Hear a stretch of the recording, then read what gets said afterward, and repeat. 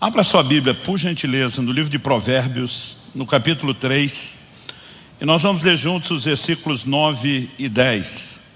Esse vai ser o nosso ponto de partida, o trilho da nossa ministração nessa manhã. Eu vou ler na Nova Almeida atualizada. O texto sagrado diz assim: honre o Senhor com os seus bens e com as primícias de toda a sua renda. E os seus celeiros ficarão completamente cheios, e os seus lagares transbordarão de vinho. Pai, nós oramos pedindo graça e favor do alto, clamando não apenas que o Teu Espírito nos ajude na compreensão, como também na aplicação prática da Tua palavra. Nós oramos que ela ilumine os olhos do nosso entendimento, que ela gere fé, que correspondência possa ser encontrada em cada um de nós e que nosso coração e mente sejam de fato, ó Deus, encontrados também vulneráveis à ação do Senhor na nossa vida. Nós te agradecemos desde já pela certeza de que o Senhor não apenas falará aos nossos corações, mas também fará algo nas nossas vidas. Nós oramos em nome de Jesus. Amém. Bom, durante muito tempo ouvi pregadores usar esse texto de Provérbios 3, versos 9 e 10, para nos encorajar na hora da contribuição, quase como que sugerindo: olha, sua contribuição dará resultados, te fará prosperar. Seus celeiros ficarão cheios, seus lagares irão transbordar. E é fato que a palavra de Deus de fato fala isso. Eu acredito, no entanto, que nós temos confundido algo que eu não categorizaria como um elemento secundário, mas principal na interpretação do texto. Celeiros cheios, lagares transbordantes, que na verdade fala de uma provisão, né? Hoje em dia a gente vive tanto a mentalidade de crédito, que é primeiro você gasta, depois você paga, que a gente tem até dificuldade de imaginar o que é ter um recurso antes da necessidade. E durante muito tempo, olhando para esse texto, que é uma promessa ousada, não fala necessariamente sobre riqueza, mas fala de provisão antes da necessidade, eu vejo que as pessoas têm confundido propósito com consequência. Qual é o propósito que o texto nos apresenta? É que Deus seja honrado. Qual é a consequência? Que os celeiros se encham. Mas nós transformamos a consequência em propósito. Eu vou contribuir para ter o celeiro cheio. E o que deveria ser o propósito, que é a honra a Deus, virou efeito colateral. Ou seja, nós estamos invertendo as coisas. E é importante que a gente entenda exatamente o que Deus tem em mente. Eu estou no Ministério Pastoral. Em dezembro do ano passado, completei 30 anos. Na minha primeira década, até um pouquinho antes disso, como pastor, eu tinha muita dificuldade de pregar ou ensinar na área financeira, né? Até porque, como igreja, a gente sofria alguns desafios. A gente pagava a conta, genericamente falando, por causa de alguns grupos que ensinavam e tinham comportamentos um tanto quanto extremos, às vezes até escandalosos nessa área de finanças. Eu me lembro, né, de humoristas na televisão usando aquele jargão: pequenas igrejas, grandes negócios, Jesus Cristo é o caminho, mas fulano de tal é o pedágio. E a gente, preocupado em pregar o evangelho sem colocar empecilhos, ficava morrendo de medo de ser relacionado com esses grupos que muitas vezes nos deixavam desconfortáveis com a maneira como lidavam. Isso nos levou ao outro extremo, o extremo do silêncio, né? O extremo de não falar, de não pregar, de não ensinar. O que é uma falta, né? É uma falta porque a Bíblia fala mais sobre o assunto do dinheiro do que a maioria de nós tem conseguido mensurar. Em quase metade das parábolas de Jesus, ele toca nos assuntos de bens, riquezas e dinheiro. Howard Dayton, do Ministério Crow, no livro O Seu Dinheiro, ele escreve que se você juntar todos os versículos bíblicos sobre fé e oração, você concorda que fé e oração são assuntos importantes para a vida espiritual? Se você juntar essas duas temáticas, todos os versículos da Bíblia sobre fé e oração, você vai encontrar em torno de 500 versículos. Para você ter ideia do quanto a Bíblia fala sobre dinheiro, né? Howard Dayton observa 2084 versículos nessa área. Outro estudo aponta, se você pegar alguns por inferência, perto de 2.350 versículos. A Bíblia fala quase mais sobre dinheiro do que salvação. Ou seja, nós não podemos dizer que o assunto não mereça a nossa atenção. O que ele merece é uma ênfase correta. E eu quero, a partir desse texto, compartilhar o que primeiro Deus me corrigiu Depois ele passou a de fato ser algo importante na minha própria vida e obviamente depois sim se tornou uma tônica. O tema da minha mensagem hoje é uma questão de honra. Essa mensagem foi o ponto de partida de um livro inteiro que eu escrevi sobre o assunto. E eu acredito que ele é um dos fundamentos de tudo aquilo que a gente precisa compreender. Quando falamos a respeito do dinheiro, aliás, não quero falar do dinheiro. Eu quero falar da relação do cristão com Deus e o dinheiro. O ponto central, o ponto de partida é entender esse elemento da honra. E Provérbios nos apresenta exatamente isso. Deus, ele simplesmente propõe a mim e a você que não apenas o honremos, mas que nós o honremos com os nossos bens, com a nossa renda. Não é a única forma de honrar a Deus, mas você não vai ver nenhuma declaração tão clara, direta, objetiva, específica e contundente na Bíblia sobre honra a Deus, como essa que nós temos na área material e financeira. Não é porque Deus precise da honra. Eu sempre gosto de observar, Deus não é carente, Deus não tem problema de autoestima, Deus não tem necessidade de autoafirmação. Ele, na verdade, não tem necessidade nenhuma. Ele é um ser absoluto, completo em si mesmo. E o apóstolo Paulo, pregando em Atos 17, em Atenas, ele diz que Deus não é servido por mãos humanas como se necessitasse de coisa alguma. Então não há nada que eu e você possamos fazer que seja uma necessidade de Deus. Muitas dessas ordenanças de Deus têm mais a ver conosco do que com Ele mesmo. A honra, eu tenho entendido isso pela palavra de Deus, nessa área material e financeira, ela será na minha e na sua vida um efeito regulador na maneira como lidamos, não só com Deus, mas também com a questão financeira.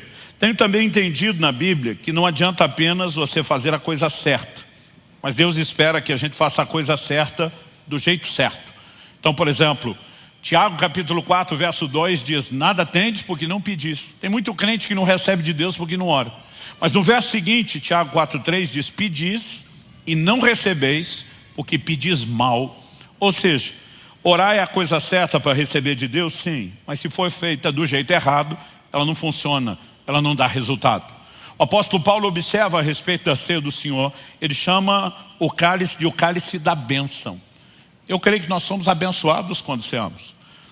Ter comunhão com o corpo e o sangue do Senhor, evidentemente que somos abençoados. Mas o apóstolo Paulo escreve, e ele fala a respeito de fazermos a coisa certa do jeito certo. E diz: examine-se o homem a si mesmo, e assim coma do pão e beba do cálice. Porque diz: aquele que come e bebe de modo indigno vai ser julgado. Ou seja, fazer a coisa certa para ser abençoado, que é cear, mas fazê-la do jeito errado, não vai funcionar. E ao longo de toda a Escritura essa ideia, essa lógica se sustenta, inclusive no terreno da nossa contribuição.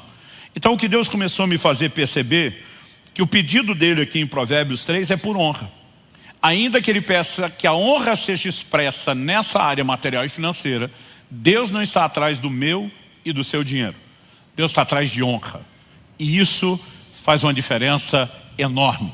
Então, eu quero começar dando esse destaque, porque Provérbios é um de vários textos. Se você puder me acompanhar agora em Malaquias, no capítulo 1, eu quero ler com vocês dos versículos 6 até o versículo 10. Nós vamos, de fato, destacar aqui o que Deus quer. Esse é o primeiro tópico da mensagem, o que Deus quer. O texto diz assim: o filho honra o pai e o servo respeita o seu senhor. Se eu sou pai, onde está a minha honra? E se eu sou senhor, onde está o respeito para comigo?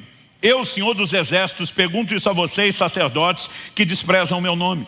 Mas vocês perguntam: como desprezamos o teu nome? Vocês oferecem pão imundo sobre o meu altar e ainda perguntam: em que te havemos profanado? Nisso de pensarem que a mesa do Senhor pode ser desprezada. Quando vocês oferecem em sacrifício um animal cego, será que isso não está errado? E quando trazem um animal coxo ou doente, será que isso não está errado? Ora, experimentem oferecer um animal desse ao seu governador. Será que ele se agradará de vocês ou será favorável a vocês, diz o Senhor dos Exércitos? E agora, sacerdotes, supliquem o favor de Deus para que nos conceda a sua graça. Mas com tais ofertas nas mãos, será ele favorável a vocês, diz o Senhor dos Exércitos? Quem dera houvesse entre vocês alguém que fechasse as portas do templo, para que não se acendesse em vão o fogo do meu altar. Eu não tenho prazer em vocês, diz o Senhor dos Exércitos, nem aceitarei as suas ofertas. Quando olhamos para essa declaração que Deus, por meio do profeta Malaquias, faz, evidentemente, o destaque e a ênfase aqui fica por conta do assunto da honra. O filho honra o pai, o servo honra ao seu senhor. São os dois níveis de relacionamento que a Bíblia afirma que nós temos com Deus. Ele é nosso pai, nós somos seus filhos, ele é nosso senhor, nós somos seus servos. Deus está dizendo, tanto o filho honra o pai, quanto o servo honra o seu senhor. Então ele diz, se eu sou pai e senhor, cadê minha honra? Então a cobrança de Deus aqui não é sobre ofertas. Aliás, ele está falando a um povo que ofertava. Então Deus não está cobrando oferta, porque se o que ele esperasse fosse oferta, a oferta supostamente já teria sido entregue. Mas Deus está dizendo, o que eu esperava é que as ofertas de vocês me dessem honra. Mas as ofertas de vocês não estão expressando honra. E basicamente o que Deus fala nos versos 9 e 10 é, se vocês não vão me dar honra, não precisa dar nada. No verso 10 a declaração é, quem dera houvesse entre vocês quem fechasse as portas. Ele está falando das portas do templo. Deus diz, vocês estão acendendo em vão o fogo do meu altar. O modelo de adoração do Antigo Testamento era feito através do sacrifício de animais. Agora, Deus está dizendo, se vocês não vão me dar honra, não precisa nem acender o fogo do altar. Fecha as portas do templo. Em outras palavras, vão parar com a brincadeira. Ou vocês me dão o que eu quero, ou não precisa dar, é nada. E esse foi o ponto de partida, onde Deus começou a me corrigir já há mais de 20 anos atrás. Ele começou a me fazer pensar a respeito daquilo que Ele realmente quer e daquilo que Ele espera de nós. O verso 9 diz, com tais ofertas nas vossas mãos, será que Ele será favorável a vocês?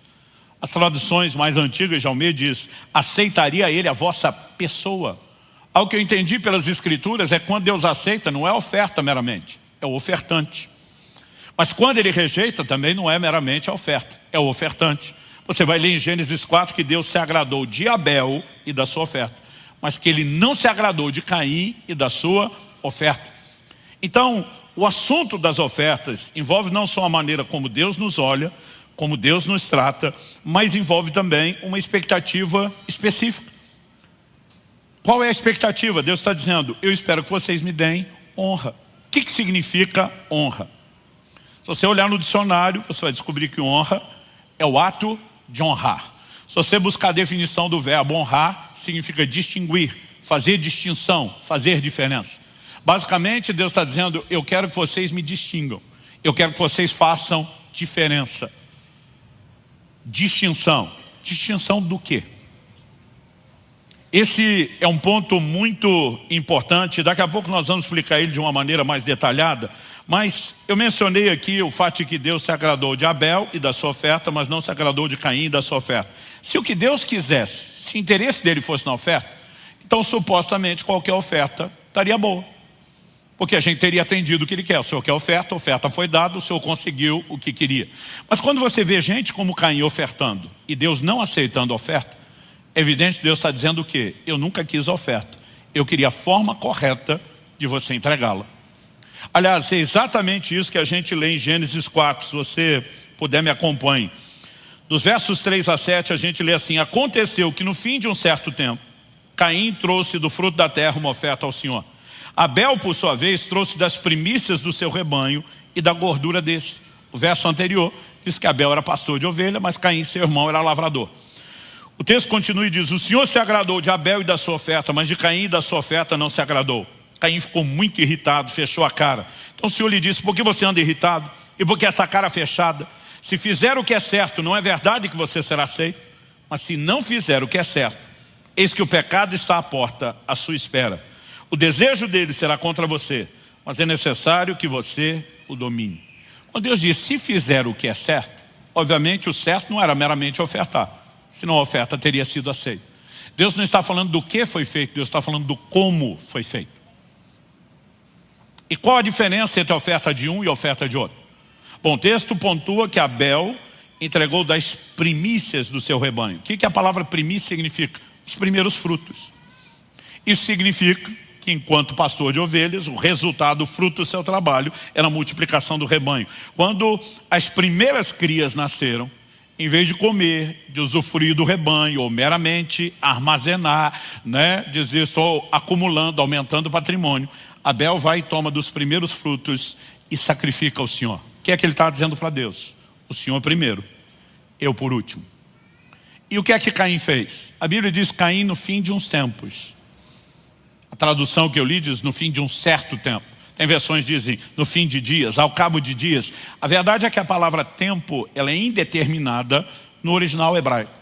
Nós não sabemos se está falando de dias, semanas ou meses. Mas o que é inquestionável ali, é bem preciso, é a palavra fim. No fim de um tempo. Enquanto Abel coloca Deus primeiro e põe a si mesmo por último, Caim deixou Deus por último.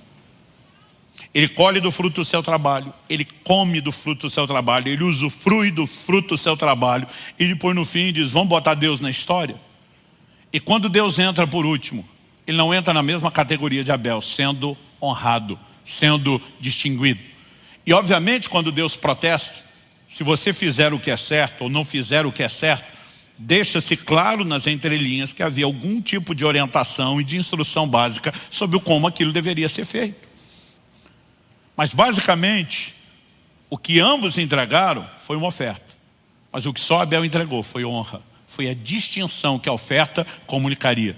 E se Deus quisesse a oferta, qualquer oferta estava valendo. Mas quando você vê gente como Ananias e Safira, cuja oferta não foi recebida, não foram abençoados, pelo contrário, foram julgados, é evidente que Deus nunca esteve atrás do meu e do seu dinheiro. Deus sempre esteve atrás de honra. Esse princípio ele vai aparecendo ao longo de toda a Escritura. Eu gosto de achar aquilo que é padrão, aquilo que é recorrente nas Escrituras. Olha o que diz Marcos capítulo 12, do 41 ao 44. Sentado diante da caixa de ofertas, é o gasofilácio, Jesus observava como o povo lançava ali o dinheiro. Interessante que a Bíblia não diz que ele observava quanto as pessoas davam. Ele observava o como. O texto segue e diz, ora, muitos ricos depositavam grandes quantias. Vindo, porém, uma viúva pobre, lançou 2 pequenas moedas correspondentes a um quadrante. E chamando seus discípulos, Jesus disse, em verdade lhes digo que essa viúva pobre lançou na caixa de ofertas mais do que todos os ofertantes, porque todos eles deram daquilo que lhes sobrava. Ela, porém, da sua pobreza, deu tudo o que possuía, todo o seu sustento. Quando Jesus chama os discípulos para conversar sobre quem deu mais, embora a ênfase não seja de que ele observava o quanto e sim o como, eu fico imaginando como pode ter sido essa conversa. Se Jesus vai direto no ponto, como o resumo do texto parece sugerir, se ele de alguma forma abriu e permitiu a participação, caso tenha feito isso, eu fico imaginando na minha cabeça como seria. Se Jesus, por exemplo, tivesse feito uma pergunta, quem que vocês acham que deu mais? Imagino um dos discípulos dizendo, olha, aquele camarada magrinho, alto, que passou aqui, virou 2 sacoladas de moeda. E penso numa coisa que era escandalosa, eles não tinham papel moeda para contribuição, não tinha transferência eletrônica. Pensa em algo que era escandaloso, era o barulho das moedas, do metal batendo. Ou como diziam os antigos, tilintando. Você sabia, Reginaldo, que existe esse verbo tilintar? Usava-se antigamente. Hoje a gente não usa nem mais a moeda, o que diz respeito a eles. Aí eu imagino o outro falando, não. Você está mencionando o camarada alto ali, mas teve o baixinho, gordinho, de turbante. Virou uma sacolada só, mas o outro que virou as 2 era de prata. Aquele ali virou moedas de ouro. Com certeza valia mais. Enquanto está no meio daquele debate, Jesus diz, não, vocês estão errados. Quem deu mais foi uma viúva pobre. Só a ideia de uma viúva, que já é alguém que não tinha rimo de família, já sugeria que provavelmente não houvesse renda. Mas quando ele classifica pobre, está dizendo, além do estado de viuvez, não tinha reserva, não tinha condição nenhuma. E eu fico imaginando a turma tentando processar. Quanto é que ela deu? Que a gente nem reparou ela passando aqui. Jesus diz, ela deu 2 leptos. A Bíblia fala de 2 moedinhas. O original diz 2 leptos. Quando se fazia o câmbio e trocava pela moeda do Império Romano, os 2 leptos juntos davam 1 quadrante. O quadrante era a menor moeda do Império Romano. Ou seja, na perspectiva contábil, não tem como dizer que essa mulher deu mais, porque a Bíblia diz que os ricos deram grandes quantias. Mas esse é justamente o ponto. A forma como a contabilidade do céu funciona é diferente da nossa. Na nossa, normalmente, nós estamos pontuando o valor e a quantidade de acordo com a moeda corrente. A forma como o céu pontua as nossas dádivas não é baseada nessa moeda terrena. A moeda do reino de Deus é a honra. E Jesus está dizendo, essa mulher deu mais honra do que os ricos. Por quê? Jesus disse que os ricos agiram como Caim. Os ricos deram do que lhes sobrava. Então o camarada ganhou, gastou, fez tudo que queria. Depois no final olhou para trás e disse, sobrou, dá para Deus. A pergunta é, se não tivesse sobrado, Deus tinha entrado na história? Não. Ele entra, mas entra no fim. Agora, quando Jesus disse que essa mulher deu todo o sustento, ele está dizendo, ela poderia talvez comer uma tapioca quando saísse dali, mas ela escolhe dizer, Deus primeiro, eu por último. Deus à frente das minhas necessidades básicas. Não importa quão pouco recurso eu possa ter, Deus primeiro.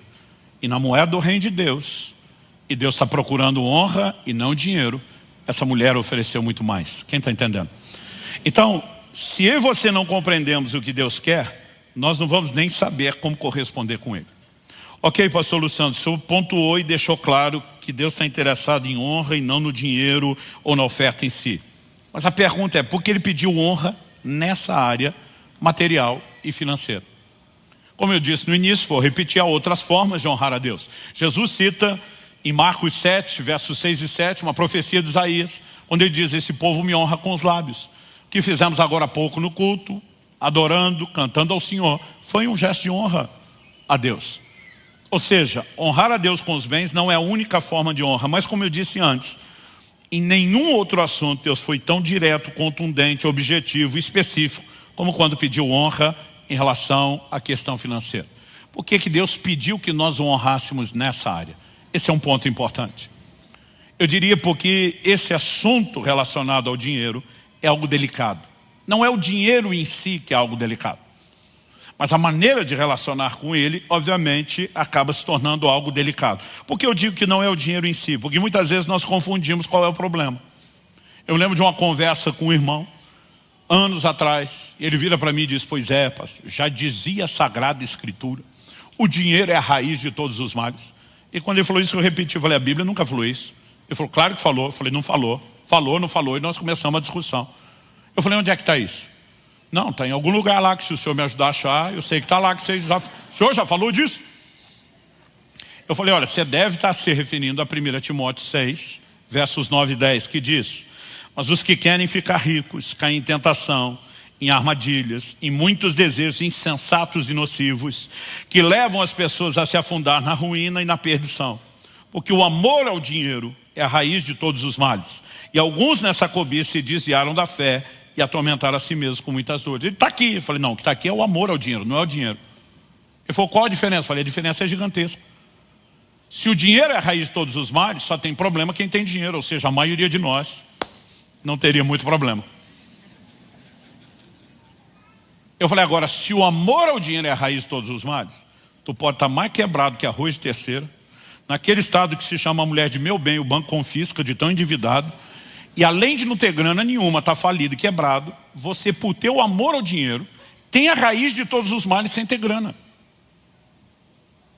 Então eu falei, não dá para você achar que o problema é o dinheiro. O problema é o que você sente pelo dinheiro, é a forma como você relaciona com ele.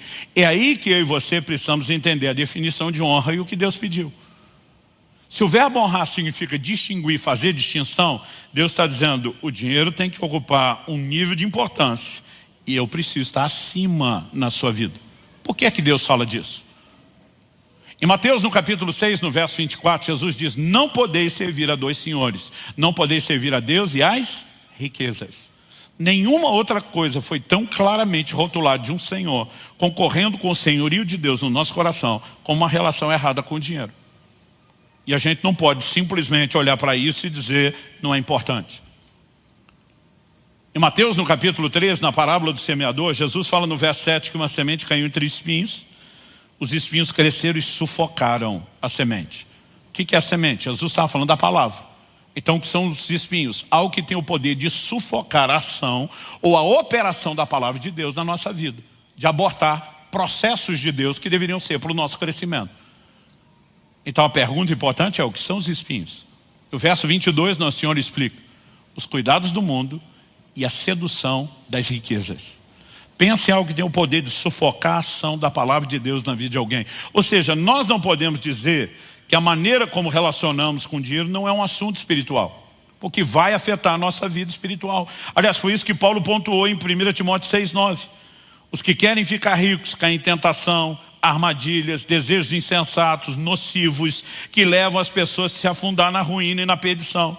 No verso 10 ele diz que alguns nessa cobiça se desviaram da fé, atormentaram a si mesmos com muitas dores. Isso não significa que o crente não possa ter dinheiro. O que a gente tem que pontuar é que o dinheiro não pode ter o crente. Há uma diferença enorme entre uma coisa e outra. Salmo 62:10 diz: se as vossas riquezas aumentam, não ponhais nelas o coração. Então uma definição antiga de avareza é que o avarento não possui as coisas, são as coisas que o possuem. Então basicamente o problema não é o crente ter dinheiro, desde que o dinheiro não tenha o crente. É a forma de relacionar-se com isso que pode ou não ser problemática. Então estou dizendo isso porque Colossenses 3:5, por exemplo, diz que a avareza é idolatria. Uma pessoa que é apegada demais, dá muito valor ao que é material, ou seja, não faz distinção colocando Deus acima, ele tem um ídolo, um falso Deus, um outro senhor na sua vida. Então, basicamente, quando Deus pede honra, nós precisamos entender que Deus não estabeleceu um sistema de barganha ou de troca. É isso que eu digo que é problemático quando a gente vai ler Provérbios 3, se você honrar o Senhor com os seus bens, Ele vai te honrar de volta. Em 1 Samuel 2:30, Deus diz: eu honro os que me honram. Honra atrai honra. Mas aí o crente pensa assim: então vou honrar a Deus para Ele me honrar de volta. É basicamente uma troca. E não foi essa a proposta de Deus. Eu gosto de colher as pérolas de sabedoria do meio do povo.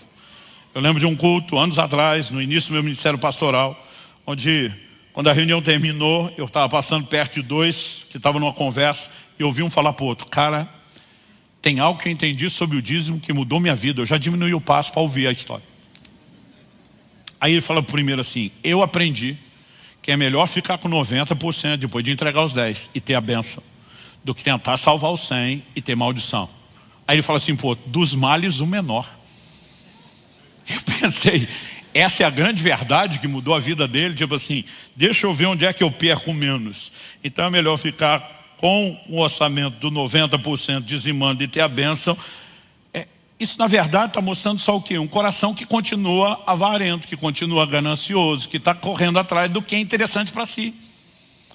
E a maioria das vezes eu percebo que as pessoas simplesmente estão tentando usar os textos bíblicos para mascarar, justificar e alimentar valores que são errados no seu coração. Essa nunca foi a proposta de Deus. Deus não está dizendo: olha, se você me der um pouco eu te dou muito mais de volta. Seria o melhor negócio do mundo. Ah, pastor, mas ele não prometeu que se nós dessemos ele daria? Sim, nós temos essas promessas, mas nós precisamos entender a respeito de que elas falam. Basicamente eu entendo Deus dizendo o seguinte: se você me colocar acima e não deixar que o dinheiro concorra com o meu lugar, e o seu coração estiver blindado contra a avareza, de modo que o dinheiro não seja mais um problema, um concorrente, então eu posso confiar mais disso a você, sem que seja uma desgraça na sua vida. Dá para entender a diferença? Deus está falando de um coração correto. E quando o coração correto e a relação com Deus e o dinheiro se estabelece, e nós estamos protegidos, então Deus diz: isso vai ser bênção para você e não maldição. Mas nós não podemos achar que o assunto não vai afetar a vida espiritual. Aliás, eu fico impressionado com crentes que acham que um momento, por exemplo, como da contribuição, não tem valor nenhum. Tanto faz como fez. Em Atos, no capítulo 5, você vai ver Pedro dizendo a Ananias: porque encheu Satanás o seu coração para que mentisse ao Espírito Santo. Então primeiro ele mostra que quem colocou no coração de Ananias ofertar foi o Espírito Santo. Mas depois quem entrou para abortar o processo foi o cão, foi o próprio diabo. Deus e o diabo brigando pelo coração do homem na hora da oferta. Você acha que isso não é importante? Ninguém briga por algo que não tem valor, que não tem importância. Você não vai ver alguém na rua brigando por um pedaço de pão, um galho seco de árvore, porque ninguém briga pelo que não tem valor. Agora, Deus e o diabo disputando o coração do homem na hora da oferta, você acha mesmo que isso não tem valor?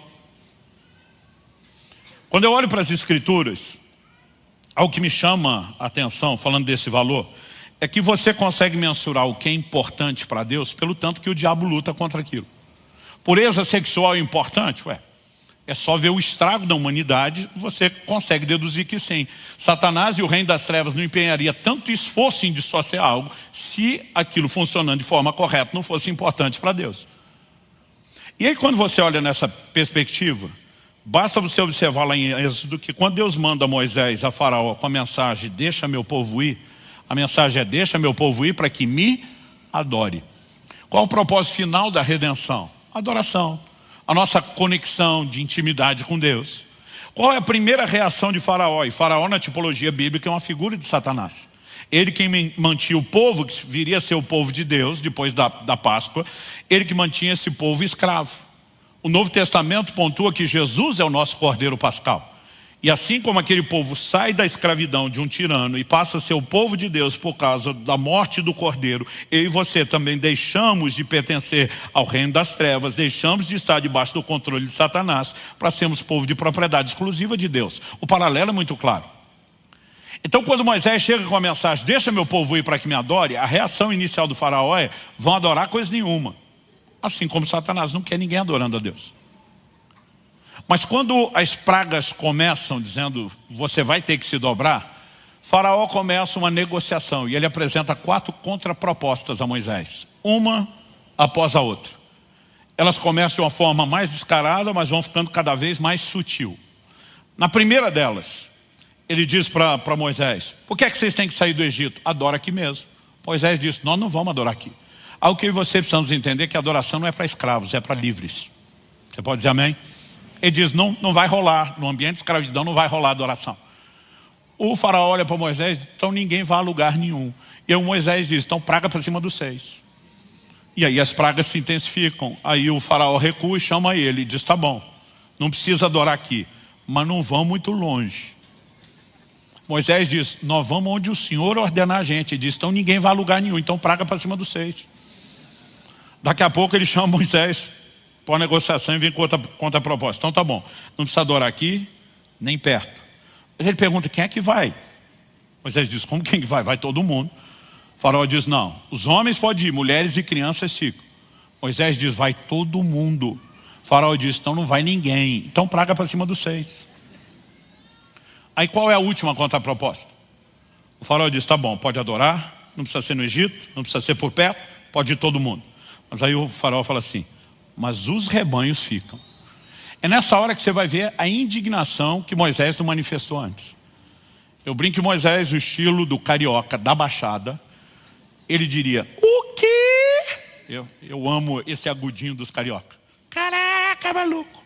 Né? O quê? Ele diz, não vai ficar uma unha para trás. Por que Moisés está tão indignado na última contraproposta? Elas vão se tornando cada vez mais sutis e parecem não ser importantes, mas são. Então pensa comigo. Primeira resistência do diabo, não quero que ninguém adore a Deus, mas se eu puder atrapalhar a adoração, eu faço eles adorar no ambiente de escravidão. Se eu não conseguir, eu até deixo sair do Egito, mas não muito longe, não vamos romper. As duas primeiras contrapropostas, embora uma seja mais sutil do que a outra, elas dizem respeito à área da consagração. Mas se ele não conseguir atrapalhar aqui, ele vai tentar impedir que você adore a Deus em família. Ponha isso na sua cabeça. O diabo sempre vai tentar se opor ao plano de Deus para a família. Mas Deus está atrás de gente como Josué, bata o pé e diga, eu e a minha casa serviremos ao Senhor. Vai todo mundo adorar a Deus, vai todo mundo buscar a Deus. Não é para alguns. Agora, se você olhar para a tipologia e entender que Faraó representa Satanás, pensa no quão sério é adorar a Deus com os bens. A ponto de ele dizer, olha, eu não faço questão de impedir de adorar, eu não vou tentar fazer vocês adorar no Egito nem por perto, não vou mexer no terreno da consagração, não mexo com a família de ninguém, desde que eu impeça vocês de adorar a Deus com seus bens. O que tem por trás disso? A ponto de ele dizer, eu desisto de brigar no terreno da consagração e da família, que são áreas que ele investe pesado e ataca, se eu conseguir amarrar você nessa área. É quase como se ele dissesse, se eu controlar essa área, não importa se você acha que está livre no resto. Eu te atrapalhei, eu te prejudiquei de qualquer forma. É quase como se ele dissesse, esse é meu último reduto de controle na vida de qualquer pessoa. Isso significa que adorar a Deus com os bens não é algo tão insignificante quanto muitos de nós achamos ou acreditamos que seja. Isso é algo tão sério que mesmo no reino das trevas, você não vai ver nenhum tipo de culto sem oferenda. Não importa do que a gente fale. Você não vai achar um despacho encruzilhada sem oferenda. De alguma forma o reino espiritual trata disso com mais seriedade do que a gente, mas não diz respeito aos valores materiais, porque no reino espiritual isso não tem importância nenhuma. Diz respeito ao lugar de importância que essas coisas exercem no nosso coração. E eu e você precisamos entender o que é essa distinção. Quando eu era adolescente, E eu lia os textos como lá do Apocalipse, que João falando da cidade santa, da Nova Jerusalém, a cidade celestial que nos aguarda. Quando ele pontua que as ruas serão de ouro, isso na minha cabeça de adolescente ativava o modo ostentação. Eu ficava imaginando um dia eu andando naquelas ruas de ouro. Não sei porque eu sempre imaginava andando descalço. E o ouro geladinho debaixo do pé. Mas eu ativava o modo de ostentação. Eu imaginava andando de peito estufado, cabeça erguida, pensando se um dia fui pobre já não me lembro mais. Para mim era o momento da volta por cima, da vingança. Agora pergunta. Você acha que a glória do céu é ouro? Você acha que isso tem algum valor ou importância no plano espiritual? Depois de um tempo Deus começou a me corrigir e eu comecei a imaginar um anjo perguntando para Deus: o que é que nós vamos fazer com tanto ouro? Eu disse: essa coisa insignificante que não vale nada, faz rua, faz piso para o meu povo andar. Aquilo pelo qual as pessoas se matam aqui na terra, lá só vai servir para ser pisado, desprezado. E esse deveria ser o lugar do dinheiro na nossa vida, não um lugar de senhorio, mas um lugar de servidão debaixo do pé. Quem está entendendo, diga amém. Então Deus está dizendo: se você me der honra e me mantiver na devida posição e as coisas materiais não concorrerem no seu coração com o meu lugar, Deus está dizendo: aí eu posso te dar esse negócio, porque na sua vida ele vai ser servo e não senhor. Mas se isso não for corrigido dentro de nós, não há razão nenhuma para que Deus encha os nossos celeiros ou os nossos lagares.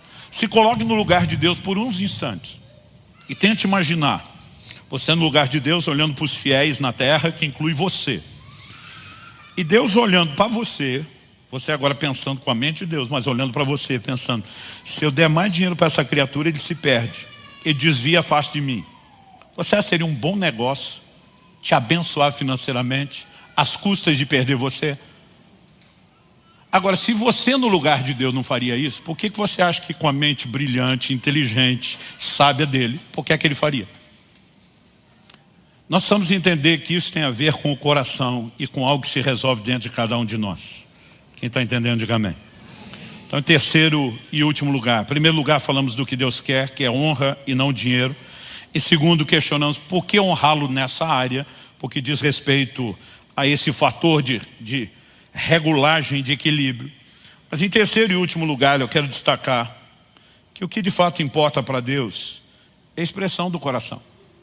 Voltando no texto de Malaquias, onde Deus diz: se vocês vão me entregar, me oferecer em sacrifício o animal cego, o manco, o doente, o dilacerado. Outro dia alguém falou: pastor, eu quero o dilacerado. Falei: imagina que o lobo, um predador, atacou a ovelha. O pastor foi lá, defendeu, livrou ela, mas saiu meio avariada, né, da boca do predador. Então, qualquer que tivesse algum tipo de defeito. Se você olha para a lei de Moisés, Deus por meio de Moisés pontuou que o animal do sacrifício tinha que ser perfeito. É lógico que em primeiro lugar isso aponta para o sacrifício perfeito de Cristo, o nosso substituto, mas nós também precisamos entender que para Deus, principalmente quando falamos do terreno da oferta, não se espera nada que não seja o nosso melhor. E quando você pontua isso, a pergunta a ser feita é: por que esses judeus, que Deus por meio de Malaquias está confrontando, por que é que eles iriam oferecer a Deus o animal doente, o manco, o cego, o dilacerado, em vez de um animal perfeito que foi requisitado ou determinado por Deus? Outro dia alguém falou: era um bando de desviado que não estava nem aí com Deus. Eu falei: se não tivesse nem aí com Deus, não ofertava nada. É gente que de alguma forma está dizendo: Deus pediu, nós temos que entregar, mas eles estão reavaliando o que será entregue. A pergunta é: por quê? Sempre tem aqueles defensores dos fracos, dos pobres, inocentes. Não, pastor, provavelmente eles não tinham algo melhor. Não é o que o texto diz. Malaquias capítulo 1, verso 13 e 14 diz: vocês dizem ainda, que canseira, e torcem o nariz para isso, diz o Senhor dos Exércitos, oferecem animais roubados, coxos ou doentes. Vocês acham que eu vou aceitar isso? Diz o Senhor. Maldito seja o enganador que, tendo o animal sadio no seu rebanho, promete e oferece ao Senhor um defeituoso. Deus diz: é golpe. Você tem algo melhor, mas está oferecendo o inferior. A pergunta é: por quê? Se o cara não está nem aí com Deus, não oferece nada, por que ele ofereceu um subproduto? Eu não posso dizer que essa seja a única resposta cabível, mas honestamente, depois de pensar e processar e tentar fazer isso, não apenas com a nossa mentalidade de hoje, com a cultura da época, eu cheguei a uma conclusão. O que era feito com o sacrifício, com o animal que era entregue em sacrifício. Ah, pastor, ele era queimado no altar. Ok, mas era queimado até as cinzas? Não. Em primeiro lugar, ele era levado ao sacerdote. Havia um rito e um protocolo. O sacerdote não só tinha a forma correta de matar, escorrer o sangue, mas ia esfolar, tirar o couro, limpar. Quando ele era colocado no altar, o que era o altar? Uma churrasqueira, gente, com grelha e tudo. A gordura queimada era do Senhor, mas a carne era de quem? Uma parte era do sacerdote da sua família, a maior parte da carne era do ofertante, que comia com a sua família. Então aquilo virava churrasco. Eu sei que falo isso antes do almoço, a cara de alguns já se ilumina. Virava churrasco. E quem comia a maior parte? A família do ofertante. 1 Samuel capítulo 1 fala de Eucana, o pai de Samuel. Diz que ele dava porção dobrada para Ana. Do quê? Da carne do sacrifício. Na hora de dividir a picanha, ele dizia: Ana, você vai comer o dobro, né? Então eles comiam churrasco diante de Deus. Agora eu fico imaginando esse cara na hora de entregar o animal. Ele olhava para o animal cego e pensava: lá no mercado isso aqui não dá preço nenhum. Mas ele olhava para o bom e dizia: esse vende por algo melhor. Aí ele pensava: qual que eu vou entregar para virar o churrasco? Gente, na hora de comer a picanha faz diferença? Se o animal enxerga bem, se é míope, se é cego? Não. E de repente a pessoa pensava: vai virar churrasco mesmo? Qual é a diferença? Mas o que era só o efeito colateral passou a ser tratado como propósito. O propósito não era comer churrasco. O propósito era oferecer a Deus o melhor. Comer churrasco era efeito colateral. Mas muitas vezes nós transformamos o propósito em efeito colateral e o efeito colateral em propósito. E é aí que nós erramos. Quando você pensa que aquilo era algo a ser entregue a Deus, então ao escolher o melhor animal, você está dizendo o que para Deus? O Senhor merece o melhor. Ao colocar Deus em primeiro e a gente por último, nós estamos estabelecendo o quê? A devida distinção de honra. Mas quando simplesmente tratamos essas coisas com desdém, nós estamos sabotando aquilo que deveria ser a essência. Em Marcos, no capítulo 14, nós temos um texto, eu quero encerrar com ele. Se você puder, acompanhe comigo. Evangelho de Marcos, capítulo 14, eu vou ler a partir do versículo 3. O texto diz assim: quando Jesus estava em Betânia, fazendo uma refeição na casa de Simão, o leproso, veio uma mulher trazendo um frasco feito de alabastro com um perfume muito valioso de nardo puro. E quebrando o frasco, derramou o perfume sobre a cabeça de Jesus. Alguns dos que estavam ali ficaram indignados. Observe a expressão indignados. E diziam entre si: para que esse desperdício de perfume? Esse perfume poderia ter sido vendido por mais de 300 denários para ser dado aos pobres. E murmuravam contra ela. Mas Jesus disse: deixem a mulher em paz, porque vocês a estão incomodando. Ela praticou uma boa ação para comigo, porque os pobres estarão sempre com vocês e quando quiserem podem fazer-lhes o bem, mas a mim vocês nem sempre terão. Ela fez o que pôde, ungiu meu corpo antecipadamente para a sepultura. Em verdade lhes digo que onde for pregado em todo o mundo o evangelho, também será contado o que ela fez para a memória dela. O texto nos mostra uma mulher, nós sabemos, cruzando referência dos outros evangelhos, se tratar de Maria de Betânia, irmã de Marta e Lázaro, que ela derrama esse perfume que a Bíblia chama não só de valioso, mas de muito valioso. Quando ela derrama o perfume, ela não só estragou o perfume, no sentido, né, de dar fim a ele, a turma classificou aquilo de um desperdício, como ela não deixou aproveitar nem o frasco, o vaso que ela de alabastro, ela também quebrou. E o povo, diz o texto, começaram não só a ficar indignados, mas começaram a murmurar. O original diz que bramavam contra ela. O que é bramar? Gritar. A atitude dela gerou indignação. Jesus tem que defender a mulher, deixa a mulher em paz. Ela fez uma coisa boa. Porque todo mundo está classificando de algo ruim? Porque eles estão olhando e dizendo é um desperdício. Por que eles estão pensando no desperdício? Alguém olhou e fez a conta. Nós não sabemos quanto ela pagou no perfume.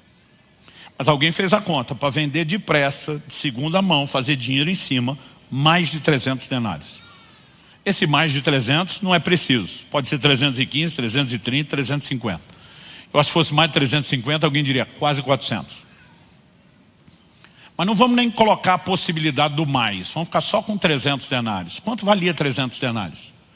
O denário era o pagamento de um dia de trabalho. Aliás, né, a minha A Bíblia, a versão que eu estou usando, ela coloca uma nota aqui no denário. Moeda romana de prata, que era o pagamento por um dia de trabalho.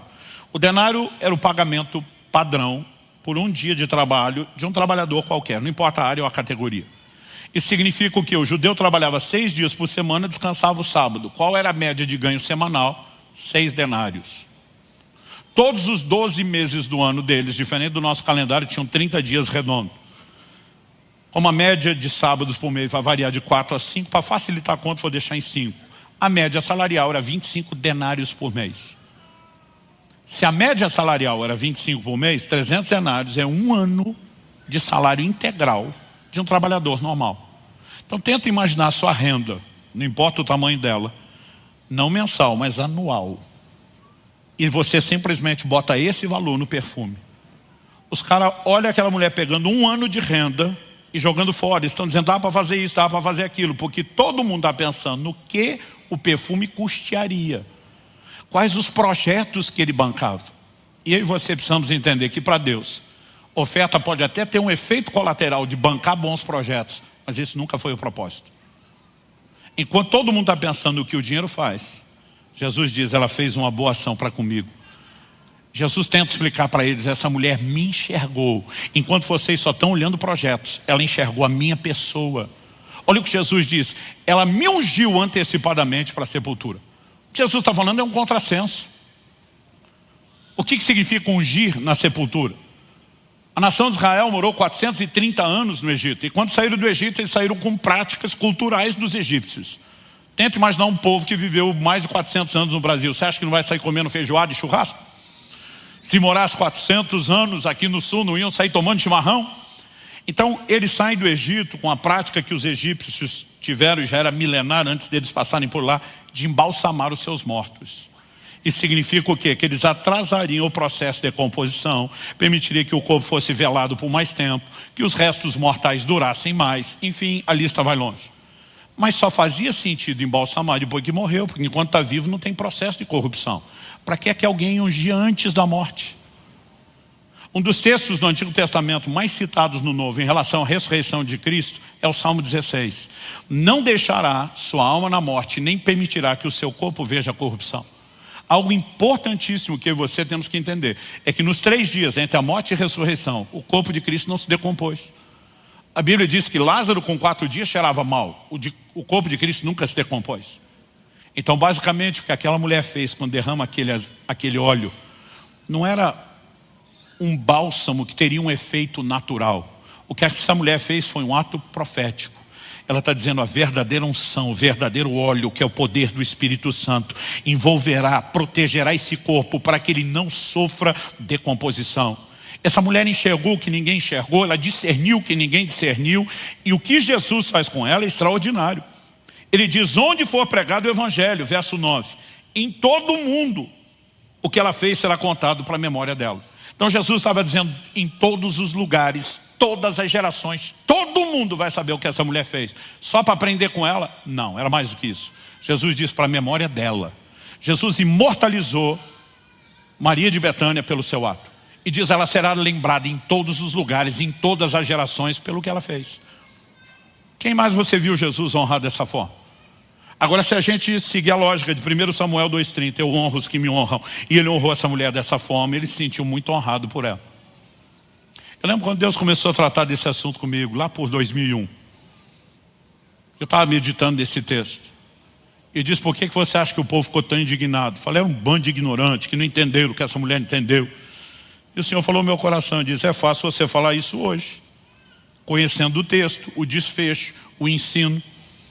O Espírito Santo falou comigo, se você estivesse lá, teria feito a mesma coisa.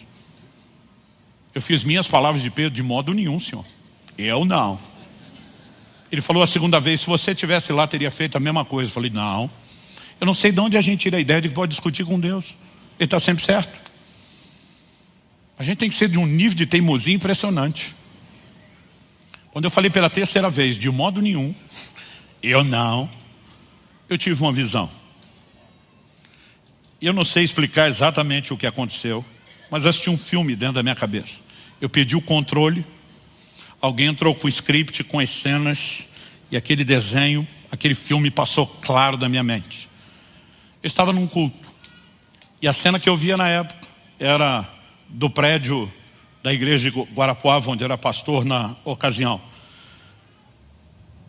É como se alguém pegasse uma câmera filmadora e filmasse do alto, enviesado assim, da esquerda para a direita. A diferença é que aqui nós temos um retângulo que está de lado. Lá, na época, o retângulo era de comprido, um pouco menor do que esse também. Mas eu via uma cena de um culto, que era o que a gente chamava o culto domingo, casa cheia. O povo na adoração. Era um negócio assim que eu não consigo descrever para você, porque a visão, falando na linguagem dos técnicos de som aí, era multicanal. Eu conseguia ouvir a oração que um está fazendo, o grito de louvor do outro, né? E esses sons não se misturavam. Eu estou acompanhando aquilo de uma forma impressionante. E aí eu percebo na visão que alguém vem pelo corredor central descendo. Essa pessoa vem chorando, emocionada, ela está dizendo: Jesus, eu te amo tanto, eu te amo mais do que o dinheiro, e eu vou provar. Aquilo chamou minha atenção.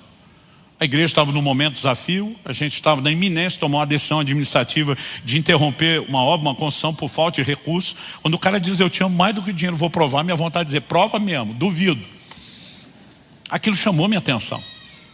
E ele vem descendo, e ele chega à frente. Só que eu estou vendo do alto, como fosse da filmadora, e eu também estou dentro da visão. Eu não só acompanho o que está acontecendo de fora, mas eu tenho a percepção de mim dentro da visão, que é a minha percepção limitada só do que acontece à volta. E eu percebo a hora que ele passa por mim e vem à frente, se ajoelha. Era uma noite fria, estava usando um casaco diferente. Eu lembro quando eu ajoelho, ele simplesmente chorando ali, quebrantado, ele diz: Jesus, eu te amo tanto, eu te amo mais do que o dinheiro, eu vou provar. Ele enfia a mão num dos bolsos da jaqueta e tira um maço de nota. Na época era novidade ainda, de 100. E a minha cabeça dispara a fazer a conta. Quantos milímetros tem a nota, quantas notas cabem no maço, vezes 100. E eu já começo a dar glória a Deus. Porque ele joga aquilo e fala: eu te amo mais do que o dinheiro, eu vou provar. Eu ainda estou tentando chegar ao resultado da conta. Ele enfia a mão no bolso, tira um segundo maço, joga em cima do primeiro. Se para o primeiro eu estou dando glória, para o segundo já estou dando aleluia. Eu estou pensando: nós vamos terminar essa obra. E ele continua ali chorando, não sei de onde são o terceiro maço. Eu já estou quase falando em línguas. E aí, enquanto chora, ele bota a mão no bolso. Ele diz: eu te amo mais do que o dinheiro, eu vou provar. E ele pega um vidrinho sem rótulo, abre, começa a jogar um líquido. E eu que estou atrás dele na visão, sinto cheiro de álcool. Não é culto de libertação. Zé Pilinta não pegou ninguém, mas está cheirando álcool. E aí ele enfia a mão no outro bolso e tira uma caixa de fósforo. E diz: eu te amo mais do que o dinheiro, eu vou provar. E minha cabeça faz equação. Dinheiro é de papel, álcool em cima, fósforo, eu te amo. Quando eu entendo o que ele vai fazer, você sabe como terminou a visão? Eu, que estava lá dentro da visão, voei no pescoço dele. Antes dele riscar o fósforo. Eu ainda estou rolando com ele, a visão sumiu. E o Senhor falou comigo: se você estivesse lá, teria feito a mesma coisa. Se a sua leitura do que essa mulher fez fosse desperdício, você teria atacado, você teria impedido, você teria parado. E naquela visão contemporânea, eu percebi o que é que ele estava falando. A maioria de nós acha que o valor de uma oferta é o que ele financia, é o que ele custeia. Mas para Deus nunca se tratou de projetos, e sim de um lugar de importância no coração. Quem está entendendo? Então, muito mais, eu não estou dizendo que a gente não deva ter sabedoria no uso de recursos em relação aos projetos. Mas eu estou dizendo que para Deus isso nunca foi o ponto principal. Aliás, é isso que nos leva às vezes a investir em determinados projetos e outros não. A gente diz: isso vale a pena, isso não vale a pena. E nós estamos fazendo por projetos o que deveríamos estar fazendo pelo Senhor. Quando nós começamos a entender que no final das contas é uma questão de honra, a maneira de lidar com o dinheiro muda, não é só na hora da contribuição. Por que eu e você devemos ser honestos nas nossas finanças?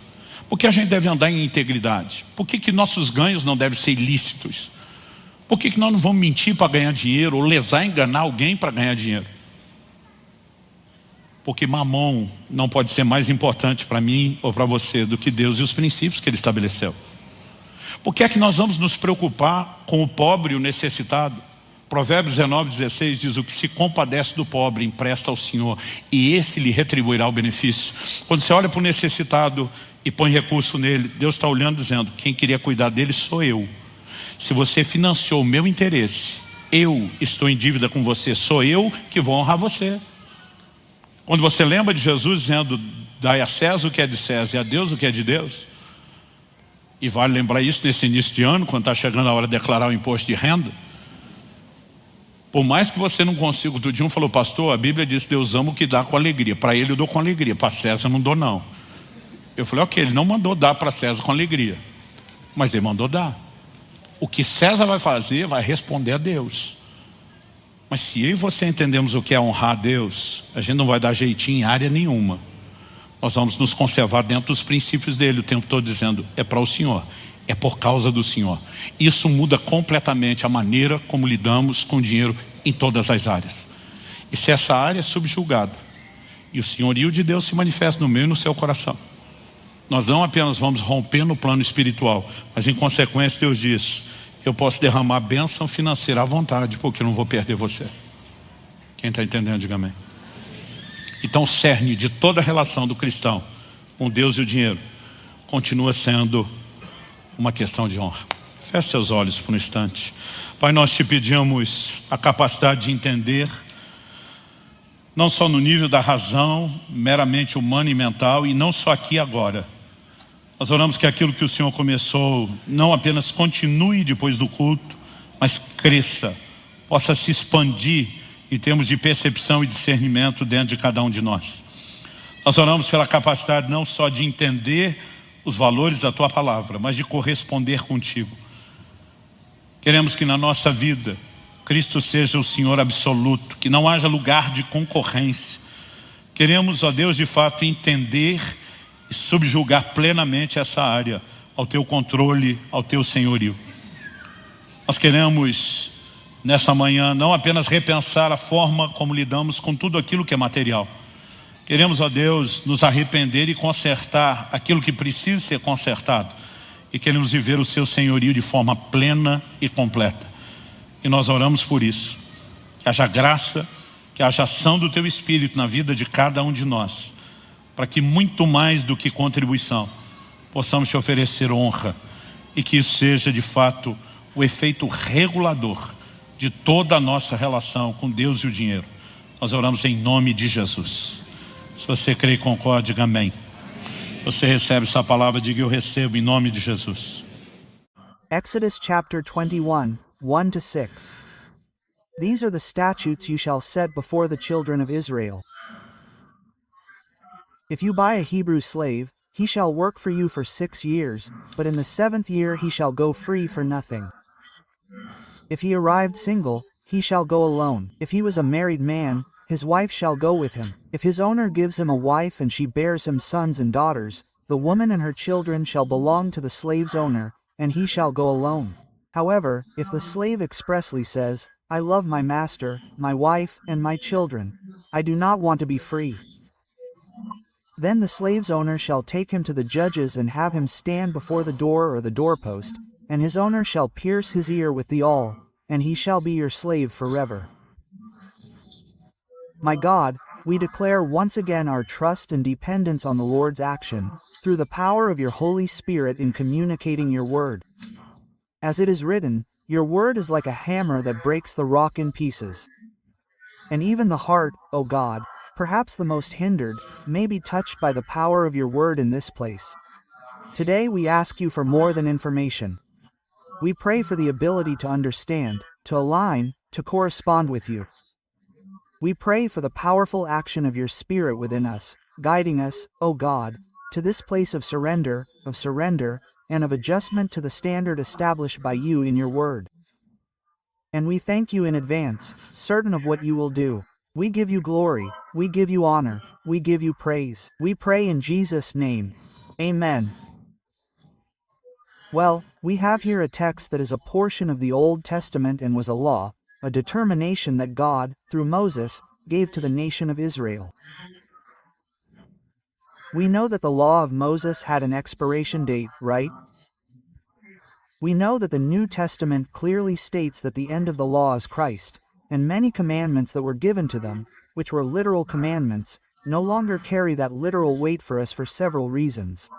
One of them, Hebrews chapter 10, verse 1, tells us that the law doesn't have an exact image of things, but rather a shadow of what is good and what is not. So, for example, in the Old Testament, every model of worship was based on animal sacrifice. When you read 1 Peter chapter 2, verses 4 and 5, the Bible talks about spiritual sacrifices. The book of Hebrews, right, talks about sacrifices of praise, the fruit of lips that confess his name. And what they practiced, in a way, was a symbol of the worship we offer today. In the Old Testament, they had the offering of incense, which was offered daily, right, in the morning and at the end of the day. In the New Testament, we read specifically in the book of Revelation, that incense is the prayers of the saints. In other words, what was formerly spoken by God, that it would be a perpetual statute, is no longer practiced and applied in the same way. Christ brings a reformation, and everything that was prophetic and symbolic and fulfilled begins to be practiced differently. So, it's clear that this text doesn't have literal meaning for us, right? That's what we need to clarify, but Romans chapter 15 verse 4 says that everything written was written for our instruction. So, God wanted to guide us. We who today live outside the model of the law, right, of the Old Testament, of the Jewish law, but who are under the law of Christ, God wanted to guide us. For example, Paul writes to the Corinthians, a Gentile church of the New Testament, and he mentions the text of the law of Moses, which is also no longer a literal commandment for us today. You shall not muzzle an ox while it treads out the grain. And Paul himself asks, is it oxen that God cares about, or didn't he write this for our sake? And he'll take the image that the ox couldn't have its muzzle muzzled because it has the right to eat while it works, and he'll apply the principle that the worker is worthy of his wages. In other words, even if we don't practice what they did literally, the principle, the purpose behind it endures and is applied, right, in a different way for us today. So, the Bible itself provides us with this standard of alignment and interpretation that allows us to approach a text like this in the Old Testament, right, and say, just because it's not literal to us, doesn't mean it's obsolete or useless. In addition to understanding the issue of typology, the practical lessons we can learn, we also need to understand the issue of slavery through a certain cultural lens.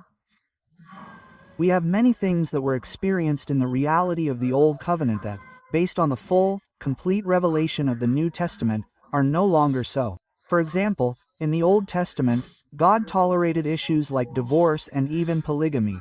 When the New Testament arrives, Jesus makes it clear that God's original model in creation, pointing to Adam and Eve, is one husband for one wife and vice versa. And he shows us that even divorce was granted as a temporary exception and gives an argument for the hardness of your hearts. In the Old Covenant, no one was transformed. No one lived with resources, such as the presence of the Holy Spirit continually indwelling us as we have today in the new nature. So God simply addresses some of these issues by saying, "This was never my perfect plan, but these issues were tolerated until there were resources to live differently." That said, the Bible does not support slavery. Throughout history, the Church of the Lord Jesus, right? It has been involved in all the battles fought in political and governmental spheres to end slavery itself. Right?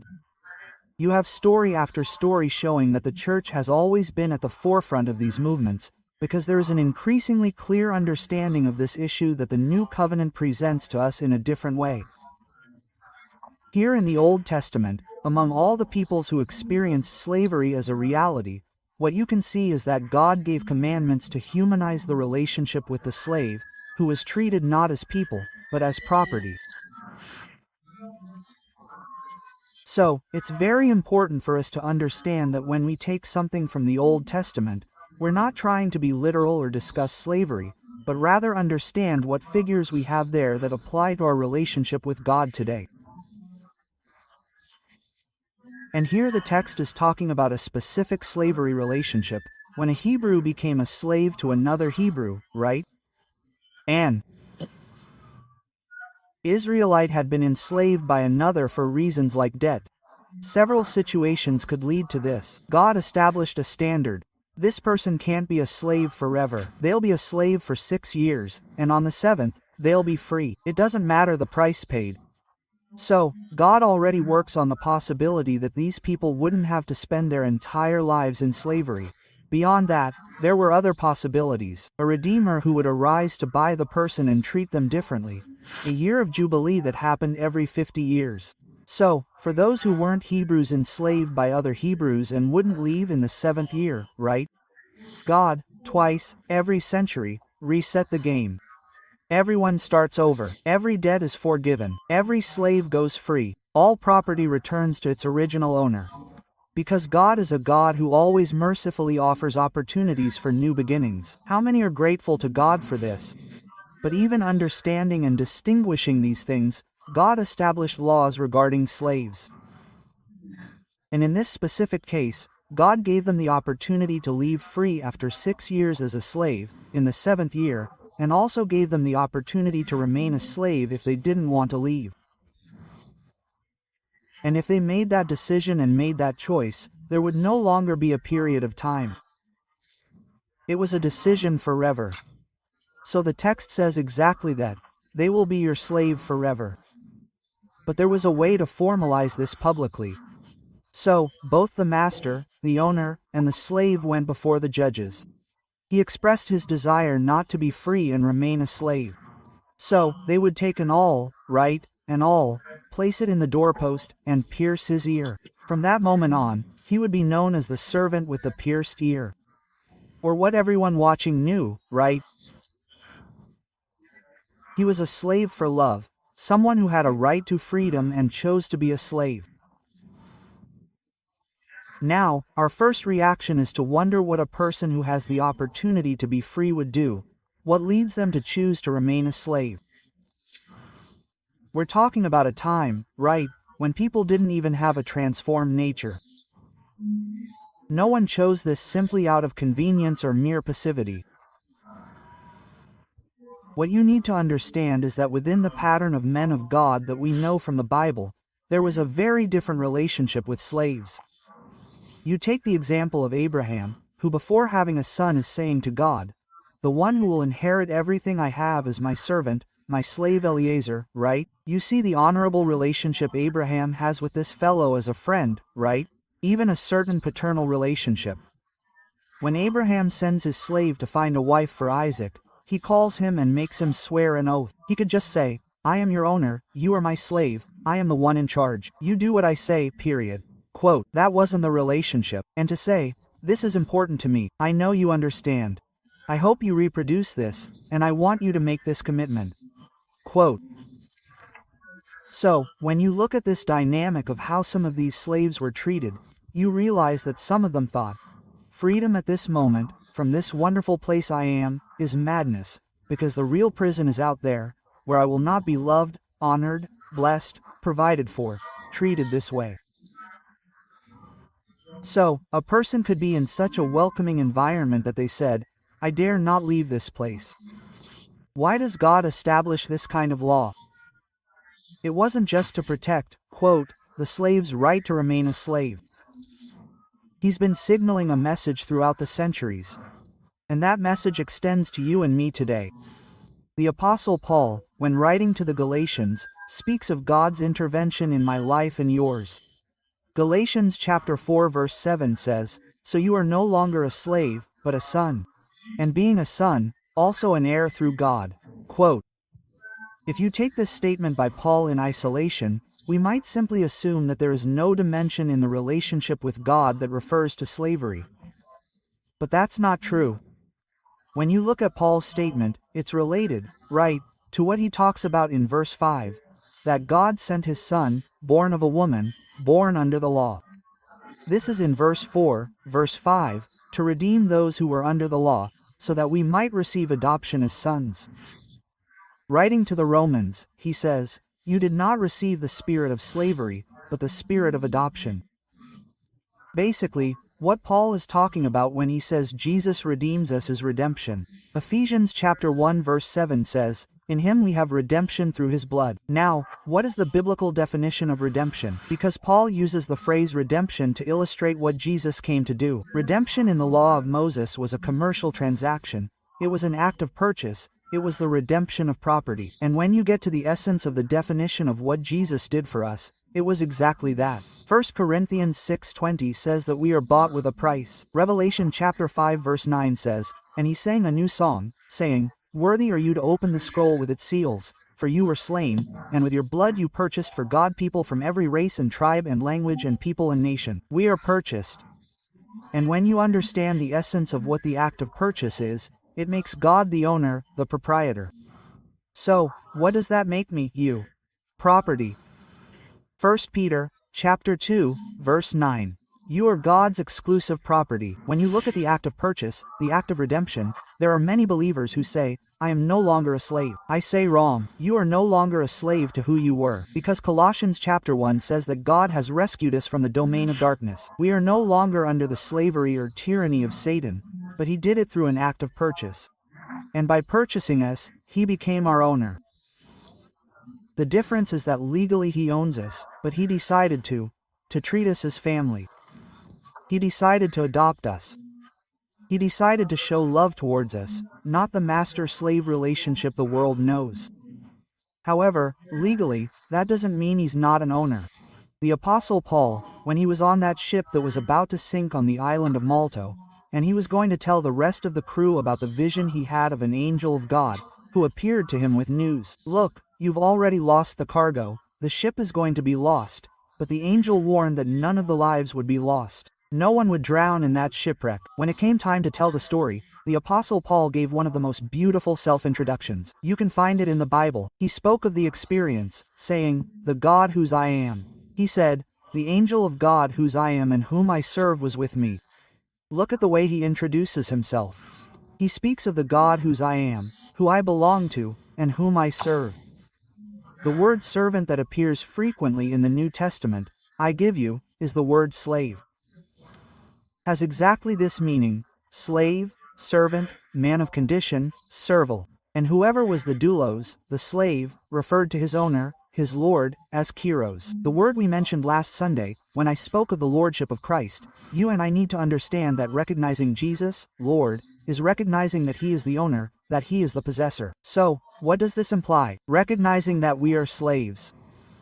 The same Paul who wrote Galatians chapter 4 verse 7 saying, "You are not a slave." He first wrote to the Corinthians 7:22, "For whoever was called in the Lord while being a slave, is the Lord's freedman." In the same way, whoever was called while being free is a slave of Christ. You can repeat that after me. Say, slave of Christ. Slave of Christ. So, what Paul is saying is that whoever was converted while being a literal slave, who had a master, a literal master, right, over his life, and from you, is freedman by Christ. You may be in natural slavery, but you live in a level of freedom, spiritual. But Paul says, but you converts are free. You were never slaves in the natural world. You know what? You are a slave of Christ. In other words, the way Christ treats us is one of freedom compared to natural slavery. But even if you don't have any level of natural slavery, the Bible is clear in saying, you are a slave of Christ. The difference is that he will use such love, honor, and dedication with me and with you that there is no more logical and intelligent choice than to say, I want to be a slave for love, a servant with a pierced ear. He could dominate and subdue us. In ancient times, slaves were made this way, by force, right? You won't find people throughout history saying, look, I woke up today wanting to be a slave. Does anyone want to subdue me? This has always been the case, right? Through force or conquest or battles won in a war or through issues related to, debts that could not be paid, but it was always established with force. What we need to understand is that God doesn't act like this with us. He gave us the right to choose, and he expects us to choose. To put ourselves in this place of being a slave out of love, not dominated, not oppressed, not conquered, but someone who chose to be in this place. And there are parallels in this text that apply to the truths that the New Testament speaks of in my and your walk with the Lord. I want to begin by highlighting, first of all, the act that the slave of love practiced, which was to renounce his own freedom. From the 6th year onward, as a servant, when the 7th year arrived, he now had the right to freedom, but he renounced his own freedom. It was a voluntary act. He was not dominated. And when you look at the New Testament, our relationship with Jesus is founded precisely on these terms. I will repeat some texts from last week when we talked about the lordship of Christ. In Romans chapter 10 verse 9-10, the Bible says, "If you confess with your mouth that Jesus is Lord and believe in your heart that God raised him from the dead, you will be saved. For with the heart one believes unto righteousness, and with the mouth one confesses unto salvation." This confession of the mouth, verbalizing the faith of the heart, leads us to salvation. So, if we confess Jesus and he leads us to salvation, it is right to recognize that he is our Savior, but the object of the confession is not our Savior. If with your mouth you confess Jesus as Lord Kyros, the master, the owner, the possessor, the one who owned a slave, then, we need to understand that there is no salvation without the recognition of Christ's lordship. And what is the recognition of lordship? If salvation is offered to us through redemption, which is the act of purchase, I need to understand that he is not only forgiving my debt, but I need to understand that from that moment on he is my owner. And if I do not recognize the Lord, that is recognizing the legality of the act of purchase. What is it that I will simply be able to recognize a part of the act of purchase by saying that it benefits me, granting me forgiveness of my spiritual debts if I am not embracing the whole package? The truth is, we've mutilated the gospel of Jesus. We've made people believe they can arrive, take what they want, change what they don't want. And let me tell you something. Either Jesus is your owner, your Lord who rules your life and you have no will of your own, or you're out of the salvation package. It's not about merit, it's about adequacy. Surrendering to his lordship has absolutely nothing to do with deserving salvation, but rather with conforming to this blessed grace that offered us salvation, which you and I would never have access to or right to.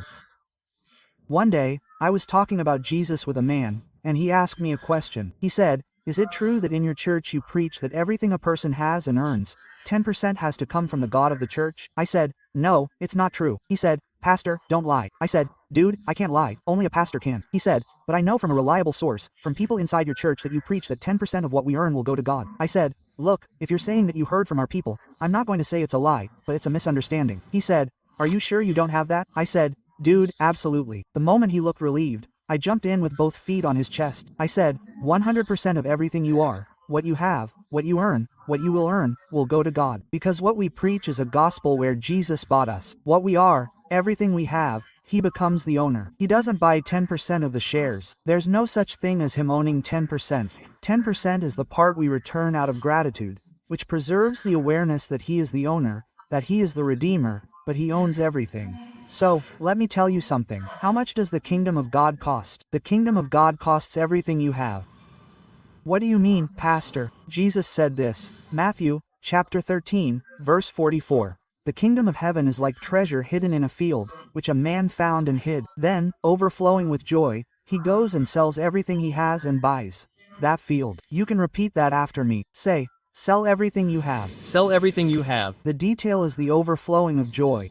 But you and I need to understand. Jesus is talking about the kingdom of God, the treasure in the field. The person gives up everything they have to acquire that. And he didn't say it just once. The following verses, the next two, 45, 46.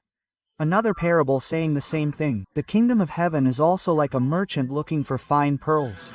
When he found a pearl of great price, he went. When he found a pearl of great price, he went. He sold everything he had and bought the pearl." How much does the kingdom of God cost? Everything you have. In both illustrations, Jesus makes it clear that you have to give up everything you have. The Lord Jesus made statements several times about those who wanted to be his disciples. He even said that we have to sit down and count the cost.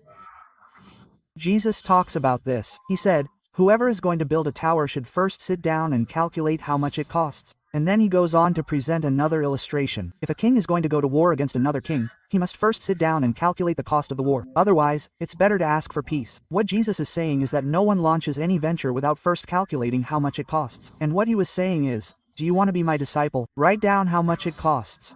Quote the previous two verses, the two parables, Luke 26:27, and it says, If anyone comes to me and does not love his father and mother, his wife and children, his brothers and sisters, yes, and even his own life, he cannot be my disciple. And whoever does not take his cross and come after me cannot be my disciple. Quote, he didn't say, you will be a second-class disciple, and says, either it's this way or you're not a disciple.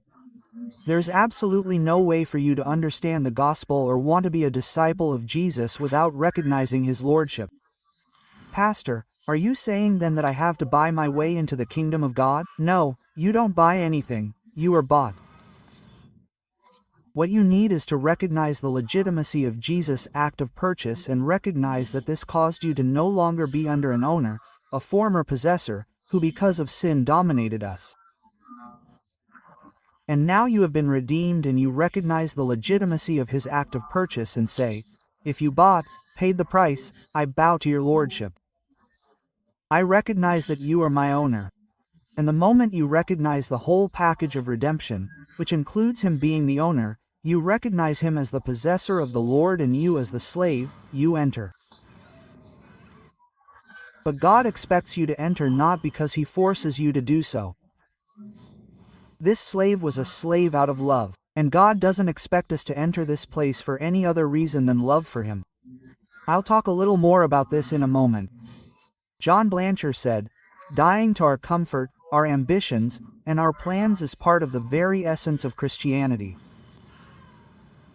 Lately, we see more and more a transgenic gospel being preached that is undergoing mutation. The gospel is increasingly anthropocentric. It seems that we are the masters and God has become our servant, and he has to do everything we want. And we need to understand that the dynamic and the biblical perspective are completely different. And James chapter 4 verses 13 to 15 gives us clear instruction. Those of you who say today or tomorrow we'll go to such and such a city, negotiate, and make money, should first say, if the Lord wills, and if we live, we'll do this or that. Basically, what he's saying is, you don't own your life. You don't control everything you do. So we need to understand, sometimes people think that only those called to the ministry need to hear from God where they'll be, what to do. And suddenly, we believe the rest of us don't need that. My son once told me that he was listening to a preacher in America, and he said, a lawyer receives an offer to change jobs, which involves moving to another city, but he'll get a promotion. He could become a partner in the law firm, right, and he'll earn 10 times more. Quote, do you think he should accept? The whole church said, amen. He kept asking the same question about other professions, but finally, he asked, what if the pastor receives a better offer for the church? He can accept that silence, like, no, then you have to pray. And tell only the pastor that he has a leader over him who governs him. Single quote, my dear, you and I need to understand that God has personalized plans and purposes, and he is the Lord, he is the owner. It's foolish to try to govern our own lives and expect to have God's best while we ourselves reap our own paths. Instead of asking what God has, asking for his will to prevail, surrendering to live the best of God's plan, we end up making rebellious choices because we're not consulting him, and then we're still upset that he's not blessing our decision against his.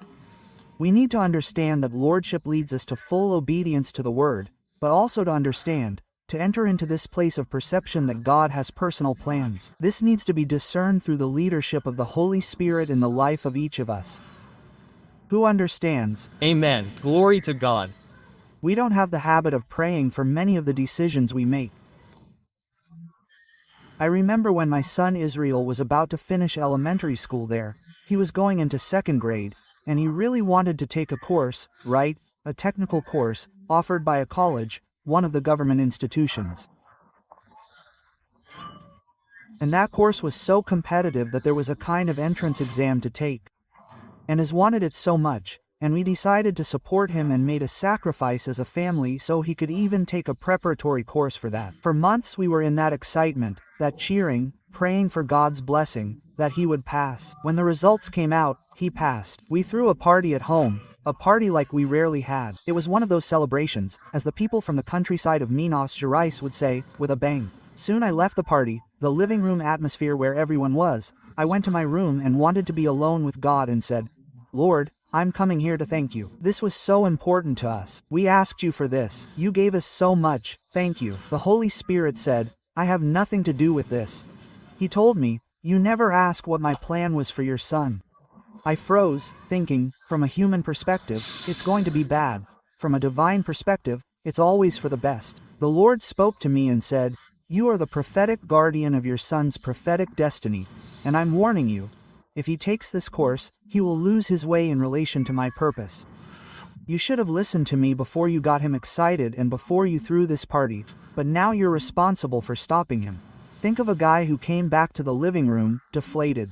After all the celebration, his son looked and said, Dad, did you disappear? Did you go to the bathroom? I said, no. He saw my face and said, what happened? I said, I went to my room to pray, to thank God alone. And God said something that you might not be happy to hear right now. I said, I want to remind you that your father loves himself and you and wants the best for you. But more than your father, God loves you and has the best for you. Do you doubt that? Single quote. He said, no. I said, well, what God told me was this, and this. I said, as much as this hurts, you'll need to trust not only me, you'll have to trust God. There's no way I'll let you enroll. Single quote. I remember to this day his eyes filling with tears, running down. He said, Dad, I don't have an ounce of doubt, not God, not the man of God that you are. He said, it hurts like hell, because I also wish I had known this before and been excited.